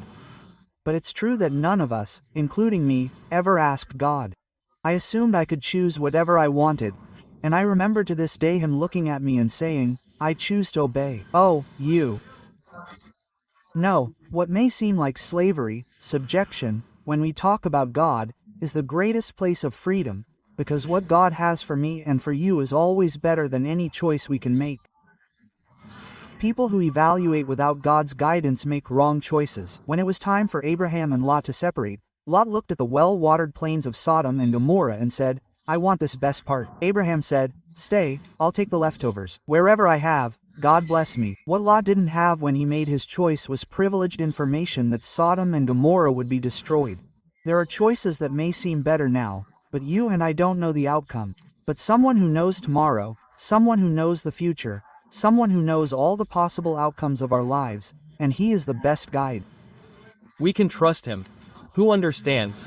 We need to understand what this is. The Apostle Paul says in Acts chapter 20 verse 24, but I consider nothing dear to myself, if only I may finish my course in the ministry I received from the Lord Jesus, to testify to the gospel of the grace of God. Paul is saying at this moment, obeying him, doing what he wants, fulfilling the mission he entrusted to me is more important than my own life. The question is this perception of lordship that we have? Even though we agree that we are choosing a place that is not a place, not a prison, it is a place of even greater freedom than not being a slave to him. In Philippians chapter 3 verse 78, Paul says, whatever was gain to me, I now consider loss. And he says, I consider everything a loss because of the surpassing worth of knowing Christ Jesus. My Lord, Paul is saying, what I have discovered in him is so important that anything that seemed important compared to him has lost its value. Paul is saying, there is a place in this surrender that is a far greater gain than anything else you could consider profit compared to it. What you once thought was gain is loss. It's not worth it. The first challenge is to give up your own freedom. Second, understand something when we speak of the lordship of God. More than worship, God expects obedience from me and from you. You can repeat that with me. Say, more than worship, more than worship. Obedience, obedience. According to Henry, a great biblical commentator, he said, the greatest proof of our love for Christ is obedience to the laws of Christ. Love is the root. Obedience is the fruit. These are comments on biblical statements. Luke chapter 6 verse 46, which we quoted here last Sunday, Jesus said, why do you call me Lord, Lord, and do not do what I command? What God expects most from me and from you is obedience, even more than worship. Look at what the Gospel of Mark, chapter 7, verses 6 to 9, says. Jesus answered, Isaiah prophesied rightly about you hypocrites, as it is written, these people honor me with their lips, but their hearts are far from me. They worship me in vain, teaching for doctrines the commandments of men, but rejecting the commandment of God, holding to human tradition. Single quote quote. He further said to them, "You always find a way to reject God's commandment in order to keep your own tradition." Jesus is saying, it was about you that Isaiah prophesied. Folks, Isaiah had prophesied more than 700 years before. Jesus isn't saying he spoke only to that generation. He's saying it was for us who behave as you are. It doesn't matter if it was in Isaiah's day, 700 years later, or today, 2,700 years later. He says there are people who honor God with their lips, but their hearts are far away. That is, they have the format and appearance of worship, but a distant heart, saying, "In vain they worship me." There is a worship that is useless. It is vain because it is nullified by our own conduct. As the text shows us, Jesus emphasizes twice, rejecting God's commandment, you keep human tradition. If you don't obey, do you think your prayer, your worship, will be received before worship? God expects obedience from me and from you. In Jeremiah, chapter 7, God uses the prophet. I'm going to read from verses 21 to 26. The prophet Jeremiah is speaking to the generation that experienced the apogee, the climax, the peak of apostasy. No generation since, right, the beginning of the history of the people of Israel has strayed so far from God as this one. And to this generation, this is what God says. Jeremiah 7:21-26. Thus says the Lord of hosts, the God of Israel, add your burnt offerings to the other sacrifices, and eat the meat yourselves. In other words, God is saying, I will not accept this. So, to not lose what you've done, at least eat barbecue. Then the Lord says the following. On the day I brought your fathers out of the land of Egypt, I did not speak to them or command them about burnt offerings or sacrifices. What God is saying is not that he never commanded them. He is saying, on the day I brought them out, was it not? When the people leave Egypt and arrive at Mount Sinai, Exodus chapter 19, what does God say? Jeremiah will quote, "But this is what I commanded them. Listen to my voice, and I will be your God. You will be my people. Walk all the way I command you, so that it may go well with you." Quote, but they refused to listen or pay attention, but followed their own counsels, in the stubbornness of their evil hearts. They walked backward and not forward. From the day your ancestors came out of the land of Egypt until this day, many times a day, I sent you all my servants the prophets, but you refused to listen or pay attention. You were stubborn and did worse than your ancestors. God is saying, what I wanted from you was not sacrifice, not worship. What I wanted was obedience. The first and only thing I asked when I took from you was that you listen to me, that you obey me. And when we look at this, we realize that, in fact, what does this define? The nature of submission to God's lordship. In the first book of Samuel, in chapter 15, we have a moment where the prophet Samuel confronts King Saul for his disobedience. Besides disobeying God in a certain battle, God says, all spoils of war are, consecrated to destruction. It's a word that in Hebrew is zerim, consecrated to destruction. In other words, no one had the right to any spoils afterward. Everything was to be destroyed. But the Bible says that Saul spared the best of the cattle. And when Samuel arrives and says, "What's that bleating of the cattle I hear?" Then he comes up with the excuse, saying, "No, I took the best of the spoil to offer as a sacrifice to the Lord there in Gilgal." What does the prophet Samuel answer? 1 Samuel chapter 15 verse 22-23. But Samuel said, "Does the Lord delight in burnt offerings than in obeying his word? Behold, to obey is better than sacrifice, and to hearken than the fat of rams. For rebellion is as the sin of witchcraft, and stubbornness is as idolatry and the worship of household idols. Because you rejected the word of the Lord, he also rejected you as king." And here we have a moment when the kingdom is taken from Saul. God's statement is clear. Perhaps he delights more in offering burnt offerings than in obeying his word. Remember, the burnt offerings offered in the Old Covenant model were their worship. What God is saying again is, more than worship, I expect sacrifice. Psalm chapter 40, which is attributed to David, is considered a messianic prophecy pointing to Jesus, is quoted in the book of Hebrews, and is applied to Christ. But Zechariah 6-8 says, "Sacrifices and offerings you did not desire. You opened my ears. Burnt offerings and sin offerings you did not require. Then I said, Here I am. In the volume of the book it is written about me, I delight to do your will, O my God. Your law is within my heart.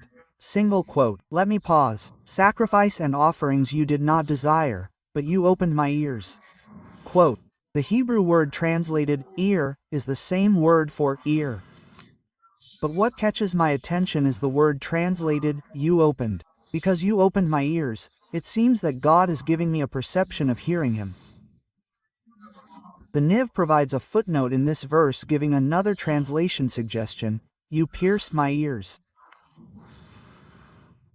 Out of curiosity, I consulted the lexicons and saw which word was translated as open the ear. The word open literally means to dig. It is used to refer to pits, graves, and ditches along throughout the biblical text. This is the application.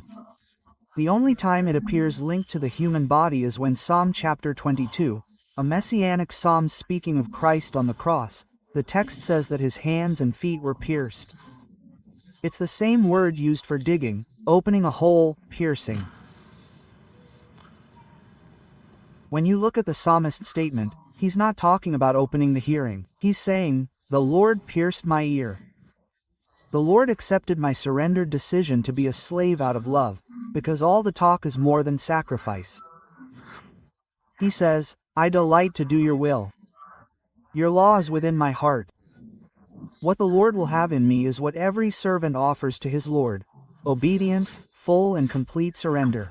And when we look at Christ, he is a model of obedience. The Bible says that he was obedient to death, death on a cross. When we look at this text, we need to understand that if we are talking about the lordship of Christ, it is not just a voluntary renunciation of our own freedom, but there must be a willingness to obey. Frank Schaeffer said, the love of the creature for the Creator necessarily requires obedience, otherwise it has no meaning. Third and last, to finish, what is the key?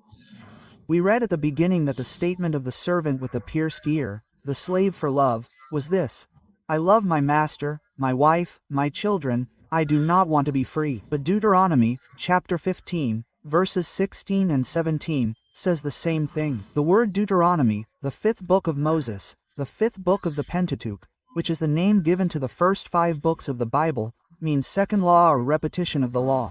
So, in Deuteronomy, you will have the repetition of the main commandments and a kind of highlights, the best and worst moments of that generation that left Egypt for the promised land. Everything that God gave importance to is repeated in the book of Deuteronomy, including the episode of the slave for love. Deuteronomy chapter 15, 16, 17. But if the slave says, I do not want to leave you, because I love you and your house and because I feel good about you, then you must take a hole punch, pierce his ear through the door, and he'll be your slave forever. Do the same with any slave who wants to stay. The key, the motivation explored by God, was always a choice of love. If he does this out of love for you, it's not just, a vague feeling for the sake of feeling good. He understands that in this environment he can legally be a slave, but he's treated with honor, with dignity, something he never had when he wasn't a slave. And that leaving this environment and returning to the freedom he had before in relation to what he has here is a loss, not a gain. So he not only loves you, he appreciates all the good you've done for him. He's very well here. There's no reason to give up. In other words, the God who could dominate, subdue force, say, I refuse to do this. I will only be master of those who love me enough to surrender themselves, enough to surrender. Quote, I don't know about you, but I find that extraordinary. In Romans, chapter 8, verse 36, the Apostle Paul says, as it is written, for your sake. If you can, say it with me, for your sake. For your sake. Just one more time with excitement. For your sake. For your sake. And he says, for your sake we are being killed all the time. We were considered as sheep for the slaughter. Being killed all the time. Quote, in every translation, the word every day doesn't mean literal death, because literal death doesn't mean dying every day or all the time. But he's talking about dying to ourselves, to our own stubborn will, to our carnal desires that are not aligned with the laws and principles of our Lord. So this choice inevitably has to be seen as renunciation. It is an act of denial. Jesus said that whoever wants to be his disciple must take up the cross, deny themselves. There is a process of death involved. There is. Now, let none of us be deceived. We look at the process of death and dying to ourselves thinking this. It only leads us to a place of gain. Not just when we talk about fulfillment, but when we talk about exposing ourselves to an environment where God will manifest himself in a unique and distinct way in my life and yours. The Bible says that the Lord Jesus humbled himself, was obedient to the point of death, death on a cross, but the Bible says, wherefore God also highly exalted him. There is no surrender, no sacrifice, no humiliation that is not honored by God. I heard since I was a child that you will never have all of God until God has all of you. This is not a negotiation, but a principle, a biblical law of reciprocity. You read it in James, chapter 4, verse 7. Draw near to God, and he will draw near to you. The greater our surrender, the more we will reap the benefits of this Lord who loves us and does not necessarily want to treat us as slaves. So, God expects an attitude of love from me, from you, that leads us to this place of surrender. But the question is, how can this love arise or even grow within me and within you? And you need to understand that normally our love is a response to his love. We love him because he loved us first, right? It means that when we understand all the love, we give ourselves. There's no way not to be captivated, no way not to be enveloped by the expression of this love. 2 Corinthians, chapter 5, verse 14, I'll read from the updated Almeida. Paul says, for the love of Christ constrains us, even though we judge this. One died for all, and therefore all died. Look at what Paul is saying, a love that constrains. Quote, some more modern translations have opted for love dominates us. Basically, when you look at God, he doesn't exercise dominion, control, or force without surrender. I studied this word extensively in lexicons. Why do older translations opt for constraint, while newer ones opt for dominates? The primary meaning of the word is constraint. It has other applications, for example, when you confine cattle to a specific pen with a C, where they were trapped inside, this word could be used. So this sense of control or dominance, establishing limits, was used, but the main essence is constraint. And there's nothing that aligns with the doctrine as a whole with the word constraint. When we understand the greatness of his love, we can't help but bow before him. The book of Revelation speaks of the Lord Jesus seated on the throne with the Father, but it speaks of 24 elders seated on thrones with golden crowns. I keep thinking, except for Jesus and the Father, everyone else is a servant, my friend. Everyone, from the angels to the redeemed, is a slave. And he still has a throne, still has a golden crown to honor these people who didn't deserve anything he did, who, besides giving us eternal salvation, has this dimension of honor. But then when you read Revelation chapter 4 verse 8, it talks about these people sitting on thrones with crowns. When you read the next verses, you'll see that the elders come down from their thrones, take off their crowns. To God, hallelujah, and lay them at his feet. Amen. They're saying, we understand all the love and honor that the Lord brings, and it only captivates our hearts to recognize that the only one worthy of all honor is the Lord. It's always a response to his love, a love that is compelling. None of us deserve anything. What can we say about eternal salvation? He made us his children, he made us his heirs, he made us spokespeople for his message, right? Worthy of promoting the kingdom of God and participating in it eternally. How can we not be touched by this? Then when you look at Paul, who persecuted the very gospel of Christ, saying, you do not hold my life dear to you, he understands that the one he persecuted so much had not only forgiven him, but held eternal honors for him. And he begins to say, no matter the sacrifice, the peril we go through, the afflictions of this present time, they cannot compare with the glory that will be revealed in us. Everything has lost importance. What I want is to fulfill his will. Amen. Glory. When we look at this drawing, something we can understand is that this was the church that shook the world of its day. A church that was driven by such passion, that it said, we will not live anything other than his absolute rule. He is Lord. They preached a kingdom. Jesus was presented as the king, the sovereign to whom all subjects obeyed. It was these people who shook the world of their day. In every movement of God throughout history, where there was revival, the essence of this message is rescued. John Wesley was a great promoter of revival in England in the 16th century. This man shook England and New England, the United States. He's a major influencer worldwide to this day, with the doctrine of sanctification. He spoke of a heart on fire for Jesus. He was an icon of revival that few people know as how much John Wesley was influenced by the Moravians. The movement also began in the 16th century, in what is now the Czech Republic. Later, due to persecution, they migrated to other places like Germany and even France. But this group shook the world of their day. They started a prayer meeting that became a continuous prayer meeting for over 100 years. Missionaries were born from this environment, from this movement, and they spread throughout the world. The Moravians had a motto that was adopted and repeated by many later, because they were deeply passionate about Jesus and committed to the gospel. But there are two young men from this Moravian movement who have become true icons when it comes to telling the story of the movement. They learned that in the so-called right, West Indies are the islands of the Caribbean. Many people tell the story as if it were literally India. It's important to understand that in the Western Caribbean region, there was a British man who had thousands of slaves on the island, and they were heavy-hearted, unwilling to intercede for the conversion of those people, and these were people who not only asked God to do what he wanted, but also willing to be the answer to their own prayers. They began to study ways and means of preaching the gospel to those slaves, thousands of them on an island. They contacted the owner by mail, asking for permission, and said, "There's no way I'm going to allow a clergyman or a church to enter." They said, "Keep praying without giving up. Can you tell me any other way we could enter?" He said, "The only way you could enter is like the others entered, as slaves."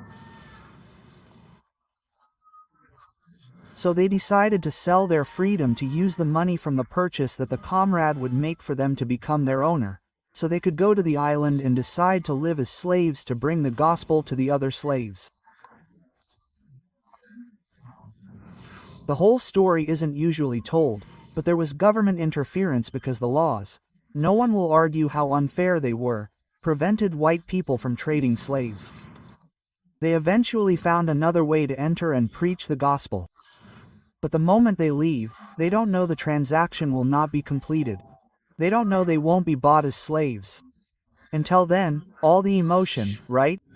It's about this. On the day the two depart on the boat, friends, family, neighbors, many people weep as they say goodbye, imagining they'll never see them again. And someone asks, "Why are you doing this?" Quote. And it was their response that became this battle cry, this motto of the Moravians. The answer was that through our lives, the lamb that was slain will receive the reward for its sacrifice. These were people who entered a place of embarrassment and said, "Everything he did for us is far greater than any sacrifice we could make for him." It was an awareness of his love that led to profound embarrassment. It has been throughout history. People shake up the world of their day. According to the latest census, we are close to 60 million evangelicals in Brazil. Can you imagine if all of this number were true believers, truly governed by the Lord as it should be, what this country could become? We would change the moral fiber of the entire society. We could shape not only our nation profoundly with the power of the kingdom of Jesus Christ, but the whole world. But the problem is that many times we are trying to adapt the gospel. And God is telling us, there is no other proposal, unless I am your master, you are my servant, but he is saying, I refuse to dominate you by force. I hope you understand me, know me, love me, choose to be in this place. Quote, which from the most intelligent perspective cannot be called slavery, but the place of greatest freedom that exists. Quote, close your eyes for a moment. My God, your word has been communicated, and we have tried to do it in the best way possible. We recognize all our limitations, both in communicating and receiving, but we believe for more than that. We pray for the powerful breath of your Holy Spirit.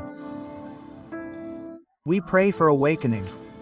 We pray that we may live a Christianity that is not merely theoretical. We want to live, oh God, something practical and consistent,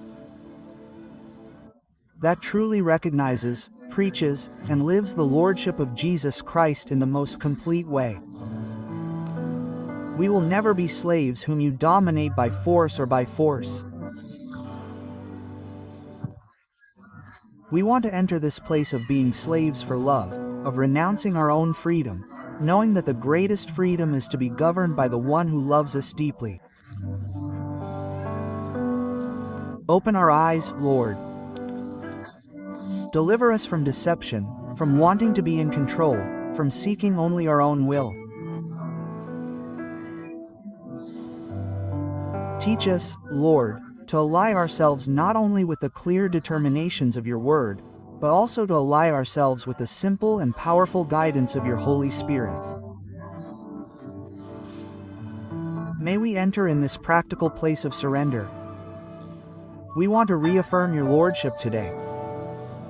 One day we confessed you as Lord, perhaps even without understanding it all.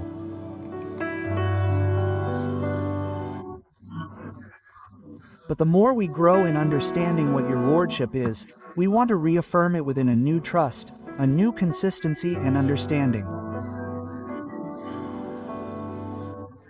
And we want, oh God, to embrace this and live in this new place of surrender. We know that you did not bring us to this place to judge us. But as Paul said, when I was a child, I talked like a child, I walked like a child, I acted like a child. But when I grew up, I put away childish things. There are many of these perceptions that we would not have had, oh God, at the beginning of our journey, because we were children. But as we grow, you expect us to increase our understanding and surrender. And we want to respond to you. The word says in Romans chapter 5 verse 5 that God's love is poured into our hearts by the Holy Spirit. We pray this morning that you bring us not only a new awareness, but we pray, oh God, for a baptism of love.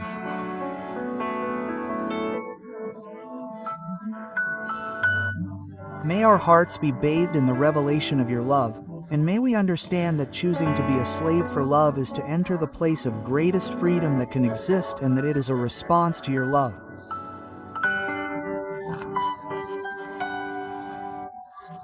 We pray that it will increasingly compel us to emphasize and advance in this surrender.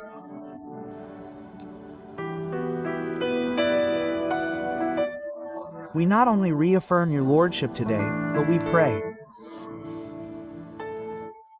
Help us to grow in surrender, in submission, subjection, and obedience.